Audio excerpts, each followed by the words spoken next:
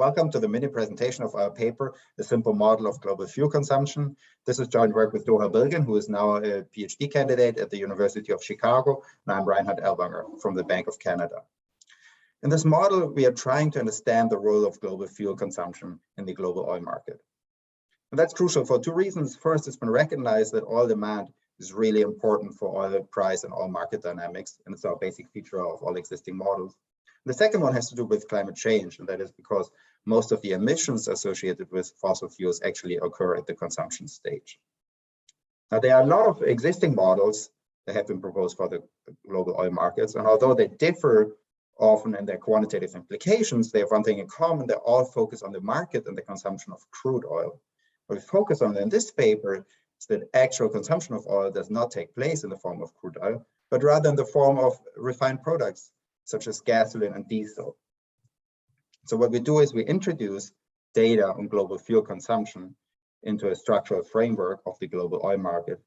And we show that a relatively simple model with very general identifying assumptions allows us to obtain sharp quantitative insights regarding some of the key quantitative parameters, such as elasticities, that are of importance for policymakers. This is a mini overview over the global oil market.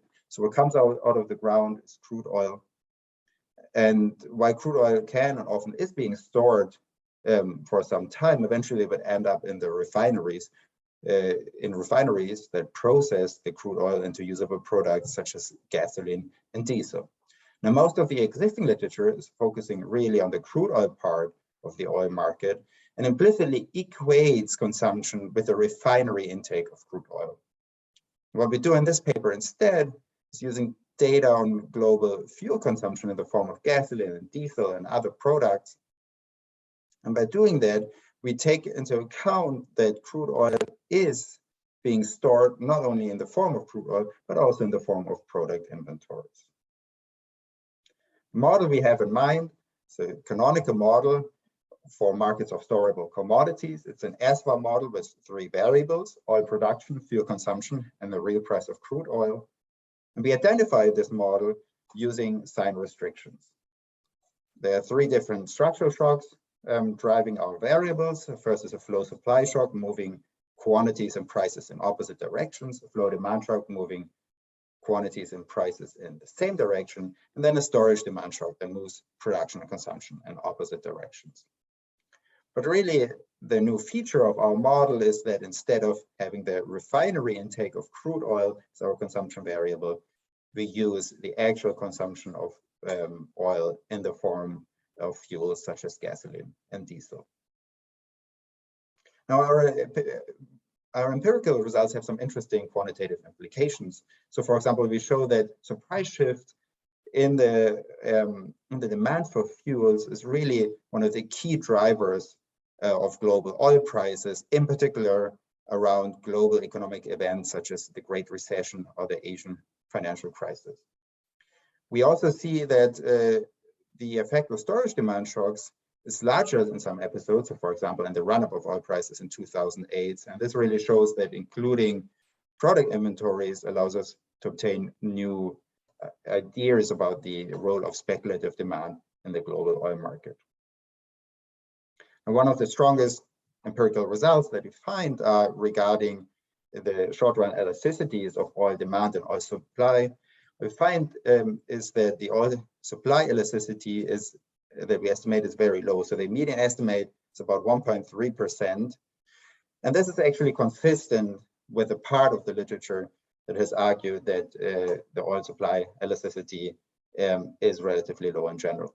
What is somewhat more surprising is that we find that the fuel demand elasticity is also very low. It's on the order of -2%. And at first glance, that may seem very surprising because the micro evidence for how consumers react at the gas stations would suggest that the gasoline consumption elasticity is of the order of 30%. And in the paper, we actually show that an imperfect pass-through from global crude oil prices to local fuel prices can actually resolve this apparent discrepancies. And what this shows is that we should in general be very cautious with using these micro estimates to calibrate global models or models of the global oil market. One interesting thing we can do with our estimates is also inform the debate on the elasticity of crude oil consumption. And we show that the range of this elasticity that is consistent with our relatively low estimates is about -2 to -15%. So what are some of the implications? Well, we have shown that introducing data on global fuel consumption can inform the debate on key oil market parameters, and it can inform it by bringing in new data rather than new assumptions. This is very important in the context of climate policies. So simple economics of tax incidence would suggest that a relatively low demand elasticity implies that there's a relatively high burden of potential taxes on crude oil, for example, that would be borne by consumers rather than by other market participants. And overall, we see that the introduction of data on global fuel consumption can really help us to understand key parameters, market dynamics, and thereby also policies affecting the oil market in a much better way.